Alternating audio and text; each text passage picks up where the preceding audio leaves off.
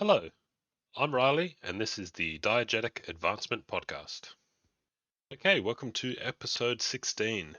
Going to be changing gears today and tackling another topic or theme, I guess. I've been thinking of doing a product read through, part inspired by Pink Phantom's recent read of Muster, and I thought I could attempt the AD&D books, but in the order that EOTB suggested on a call-in recently, merging the Player's Handbook with the Dungeon Master's Guide. That'd be a large undertaking, though very informative. I'm not sure how I feel about reading copyrighted material, but I was watching a video recently on running Mordheim campaigns. The video is linked in the show notes. There wasn't much detail in it. It was good, but mainly just an overview. But the presenter suggested that the campaign system from Mordheim was likely why the game has had such long-term appeal. I think it's on theme with some of my previous shows, learning wargaming to apply back to RPGs, and the rules are freely available, so I don't have the same moral concerns. So that's what I'm going to do. Not sure how long it'll take, but I'll read it in sections and share my thoughts at the end of each. But first, I have a email from regular caller Sam, so I'm going to read that. Hey Riley, SpeakPipe is down for me, so emailing you. The way I see it, the best dice are 3d6 for resolution. This is because there is much more to it than my second favorite, percentile. 3d6 gives some possibilities that exceed a 1 in 200 chance, twice as granular as a d100, and the bell curve. Yes, I think it's less swingy than d20 or d100 by design. You are likely to roll to the middle of the distribution, whereas with a d20 or 100, your chances of hitting any number are perfectly equal, of course. I know everyone knows this, but I don't really get the argument that d20, d100 aren't swingy. They are of course swingier than multiple d6 systems. For hit locations or anything truly random, d1000 is the best for maximum detail. For example, on the Phoenix command D1000 hit location, I can get blows hitting an elbow and continuing through to the liver if the elbow is penetrated. Anyway, that works for me. You're working for the free content? Regards, Sam. Hey Sam, thank you for the email and for persisting through some technical difficulties with SpeakPipe. Yeah, 3d6, interesting. If you have a character with pre-rolled stats, rock up with a couple of 18s, just remember that 1 in 200 number. I'll quickly restate why the d20 is not swingy compared to the 3d6. It only applies when we're looking at a target number, success or fail system. We look at roll under target number 11. Chance of success on a 3d6 is 50%. Chance of success on a 1d20 is 50%. The fact that you could roll a 3 or a 10 on the 3d6 doesn't matter. They both count as success. 1 or 10 on the d20 both count as success. Sure, the 3 is incredibly unlikely versus the 1, but we don't care what the actual number is, we just can't care if it's success or failure.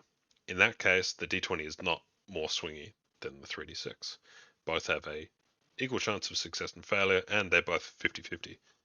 Of course, when we start to complicate matters by adding degrees of success and other systems where we kind of care more about the number, like for a damage roll, yes, the 3d6 is more consistent and the d20 is more swingy. Of course, there's the psychological aspect to consider, as Barry mentioned in his call in last week. If we were to roll a 20 on the d20, we're going to feel really far away from success. Just the same as if we'd roll an 18, we're going to feel really far away from success. However, the 18 is astronomically more unlikely than rolling the 20. So you're just going to feel further away from success more of the time with the d20. And thanks for the Phoenix Command recommendation. That's a crazy level of detail, but it sounds really cool, so I'll check that out.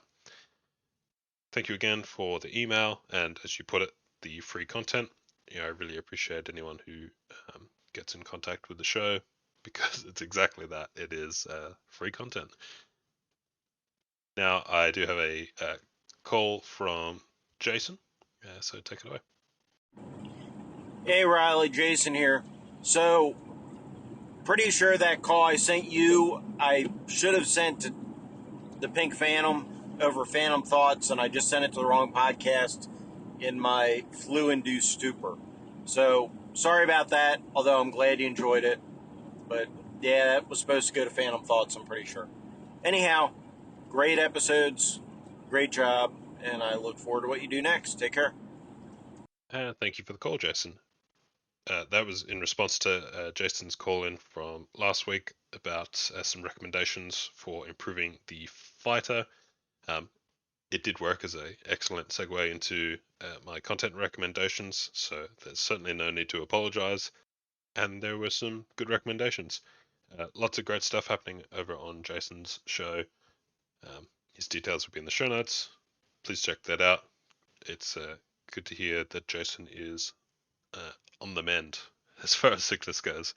But I'm sure you're not the first person to put a call in to the wrong show, and I'm sure that I'll manage to do the same in due time, if I haven't already. Okay, that's it for call-ins. I do have a quick update on the Wargame. Everyone has submitted their orders for the third and final turn. I've gone played them out, and it was a lot more action-packed than turn 2. I'm gonna reserve the details about that. I've sent the after-action reports to the players. I'm hoping to get a little bit of feedback, but there's certainly no obligation from the players to do that.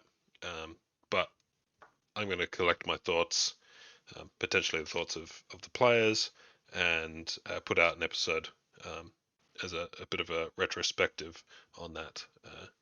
But it's all done. I had a blast playing it out, and I just wanted to say a huge thank you to the players. I know, I really appreciate the effort that goes into putting in the orders, and it really allowed me to have a lot of fun playing them out. The map movement as well as the skirmish fighting. I hope it was enjoyable for you, but thank you again. Anyway, with that, I'm going to jump into the main content of the show, which is the Mordheim read-through. Okay, so in each episode of this series, I suppose, I'm going to read one of the sections from part 3 of the Mordheim rules, campaigns and optional rules. I'm not sure if I'll get to the optional rules. I'm going to stick to the campaign stuff most likely. I downloaded these from the Broheim website, which will be linked in the show notes, and that's split into 3 separate PDFs. I imagine they were originally a single rulebook though. Today we're going to be looking at the campaign section. And so without further ado, I'll take it away. Warbands travel to the city of the damned from all over the old world. They come from many races and for many reasons, but ultimately they must all face the dangers of the dim alleys and twisting, winding streets of Mordheim. Although it is great fun to fight individual battles, part of the challenge of Mordheim is to build your warband into a force to be reckoned with. A campaign gives your warband the chance to gain experience and new skills, as well as the opportunity to hire extra warriors as its fame and fortune increases. Starting a campaign. To start a campaign, you'll need at least 2 players, preferably 3 or more. Players may have more than one warband, but most people prefer to run one at a time, as this allows them to devote more of their attention to painting, modeling, and playing with their favorite warband. You can start a campaign as soon as 2 players have recruited their warbands. New players can join the campaign at any time after that. Although the new warbands will be less experienced, they will soon learn new skills. Fighting other, more powerful warbands will allow them to develop more quickly. Okay, 2 quick thoughts already. Players prefer to have run one at a time. I mean, it kind of is similar to the stable of characters that you might have had in a old school D&D game. Certainly the more modern approach is to run a single character. Interestingly as well is the warbands with less experience can join in, similar to a level 1 character joining a higher level party when a character might die. Fighting other more powerful warbands will allow them to develop more quickly, just the same as old school D&D. Okay, playing a campaign game. To start the campaign, the 2 players select one of the scenarios to fight. See the scenarios section. At the end of each game, the players work out how much experience their warriors have earned and how much wordstone the warband has collected before returning to its encampment. Experience is expressed as experience points, which heroes and henchmen groups receive for surviving each game. This is covered later in the experience section. When a hero or a group of henchmen has sufficient experience points, they receive an advance. An advance might improve a warrior's characteristics profile, adding to his weapon score, ballistic score, strength, etc. Or he might gain a special skill, such as Mighty Blow or Acrobat. After each game, the warriors collect wordstone. This is recorded on the warband's roster sheet, and can later be sold for gold, used for trading, etc. You can recruit more warriors or buy new weapons from traders. All this is explained in the income and trading sections later. Okay, and again, a lot of similarities here to an old school D&D style game. We're going out instead of scenarios to dungeons or on an adventure, an expedition, and we're going to fight and collect gold, or wordstone in this case, and bring it back. Upon doing that, we are going to gain experience points and gold, potentially leveling up and spending that gold for equipment, resources, recruiting new hirelings. There's a lot of similarities here. Warband rating. Each warband has a warband rating. The higher the rating, the better the warband. The warband rating is simply the number of warriors in it multiplied by 5, plus their accumulated experience. Large creatures such as rat ogres are worth 20 points, plus the number of experience points they have accumulated. The warband's rating changes after each game because surviving warriors will gain extra experience, warriors may have been killed, new ones added, etc. Hopefully your warband rating will go up, signifying your increase of power. Post-battle sequence. After the battle is over, both players work their way through the following sequence. You do not have to work through it all at once. Try to do the first 3 parts straight after the battle. You may wish to consider further purchases later, but any dice rolls must be seen by both players or a neutral third party. 1. Injuries. Determine the extent of your injuries for each warrior who is out of action at the end of the game.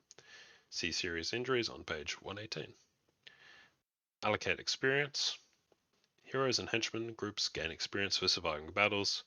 See the experience and scenarios section for details. 3. Roll on the exploration chart. See the income section for details.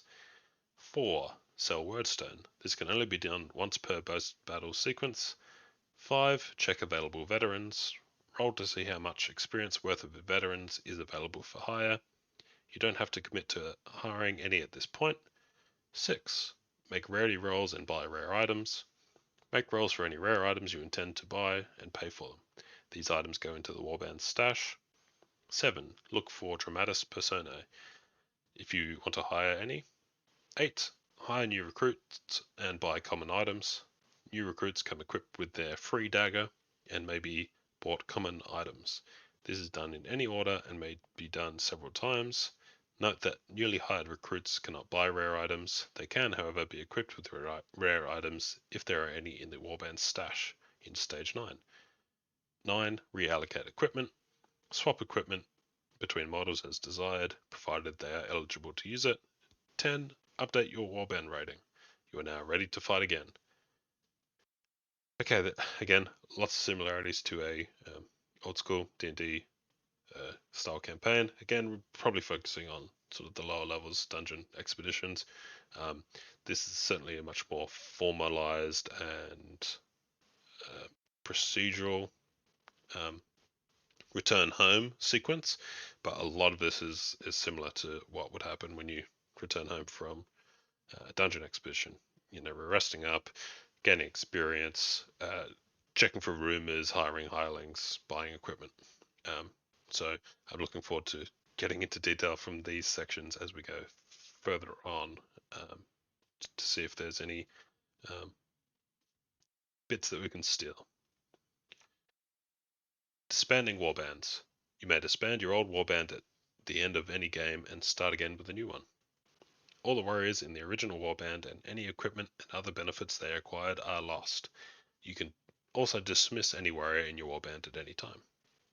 Death of a warrior.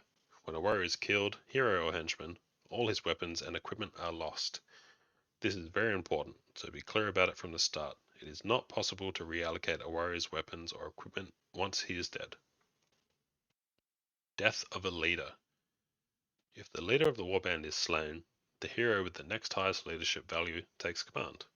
He then gains the leader ability, although he must continue to use his original skill list. He can use the equipment list available to the leader. If there is more than one hero eligible to assume command, the warrior with the most experience points becomes the leader. In the case of a tie, roll a d6 to determine the new leader. Note that you may not hire a new leader for your warband. In the case of undead warbands, the death of the vampire means that warband's necromancer must take over. If the warband does not include one, the spells that hold the restless dead together unravel, and the warband collapses into a pile of bones. You can buy a vampire after the next game, at which point the necromancer will step down, whether he wants to or not, and lose the leader skill. If the leaders of a Sisters of Sigmar, Possessed, or Carnival or Chaos warband dies, then their successor will be entitled to learn to use magic in their stead. The new leader may roll for a prayer or spell from their appropriate list instead of rolling on the advanced table, the first time they are eligible for an advance. After this, they are considered to be a wizard / use prayers as appropriate for their warband and use the advanced table as normal. Okay, I mean, that section was a bit of a mouthful and lots of very wargame and this specific wargame. But, the death of the leader, promoting hirelings into player characters when you die. Again, big similarity. Buying new equipment between games. As explained in the trading section, warriors may purchase new equipment and armaments using the warband's treasury. Warriors can also swap equipment between themselves. Alternatively, old equipment can be hoarded and reused at a later date.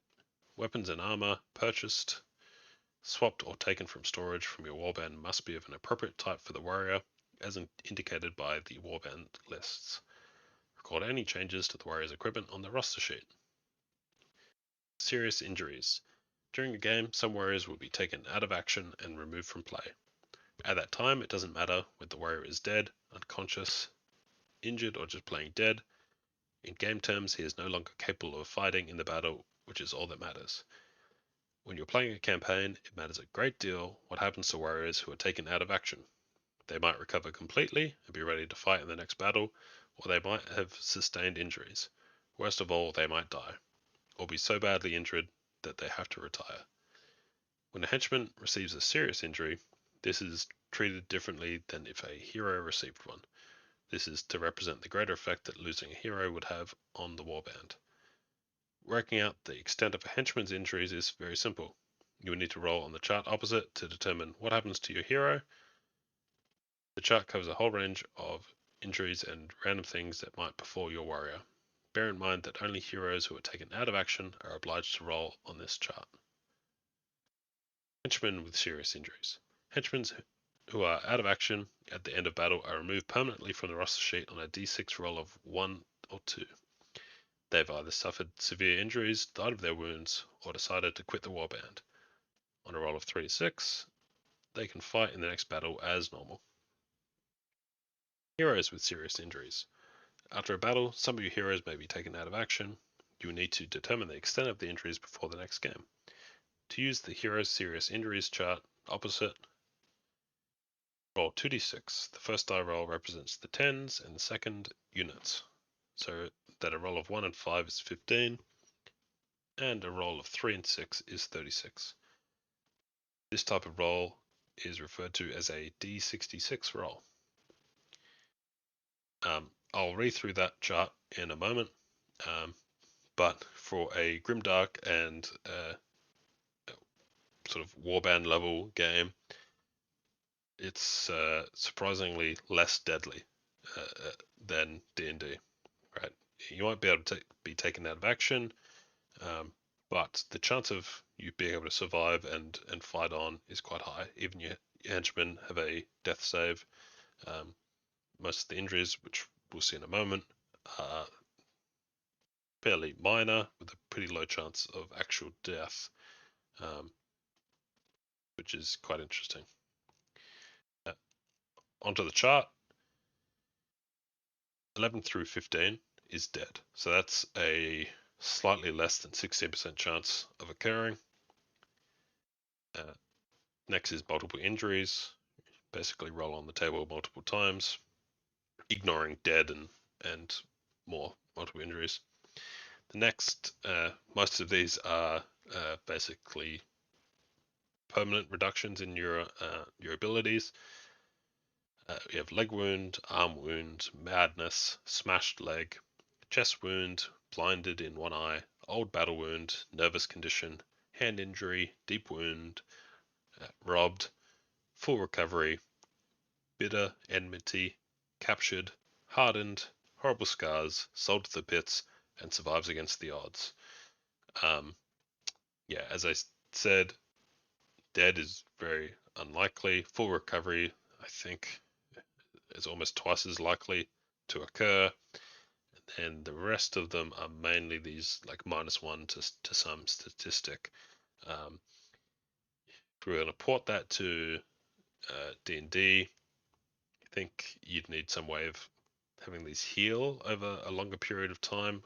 I just think most people don't like lingering injuries, even though these are probably relatively rare, at least the really bad ones.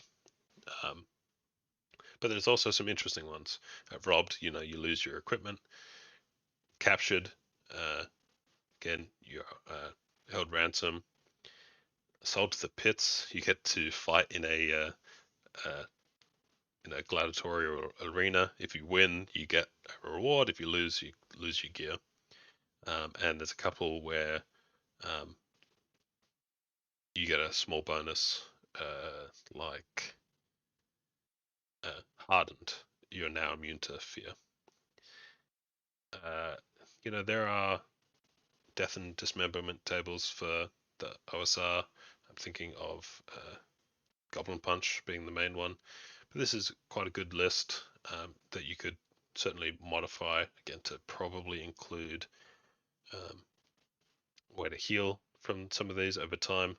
Obviously, if I think some of these might be you lose your like you actually lose an arm. Beyond magic, it's unlikely to grow back. I'd imagine. Some of these though are kind of specific to the circumstance. You're unlikely to be sold to the slave pits if your body could be recovered. So I think if you were going to port this into D&D, perhaps having two tables, one for your companions can recover your body, provide magical healing, or take you back to town. Then you're going to roll. Pretty low chance of death, some lingering injury possibilities. But a second table for if you're lost in the dungeon, your companions had to retreat and they couldn't get your body. Obviously, we've got a probably decent chance of death, but there's always a chance. Perhaps you've been captured and your companions can ransom you or break you out, or you've been sold to some slave pits or a gladiatorial arena. There could be some cool ways to avoid death. Yeah. So death is a big topic in the OSR. I think it's often misinterpreted that OSR is about being deadly, and I don't think that's the case. Obviously, if you use the broader definition of OSR, we get a lot of these mudcore games, and then death certainly is more prevalent. But even in a game like BX, we've got characters with very low hit points and death at 0.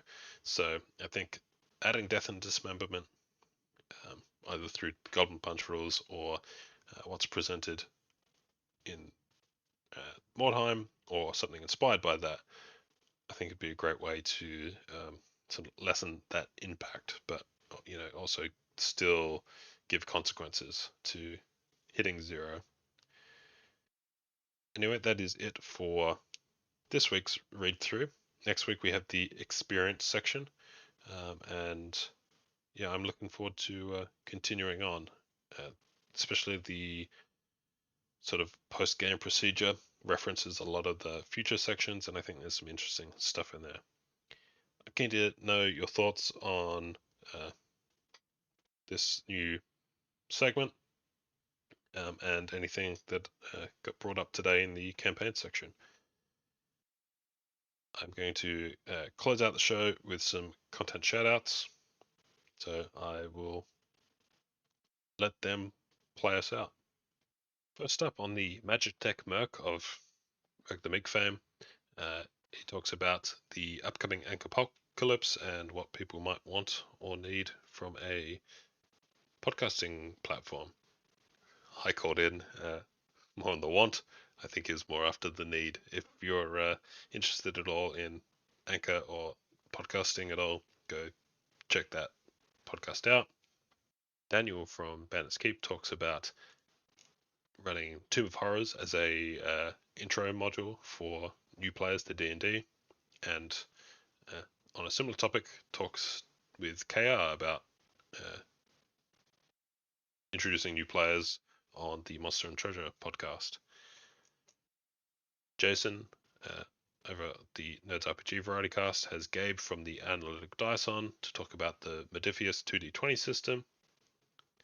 Taylor over at the Whispering GM talks about Ghouls and how there's a potential missed rule from the conversion from OD&D and Chainmail to later editions of the game.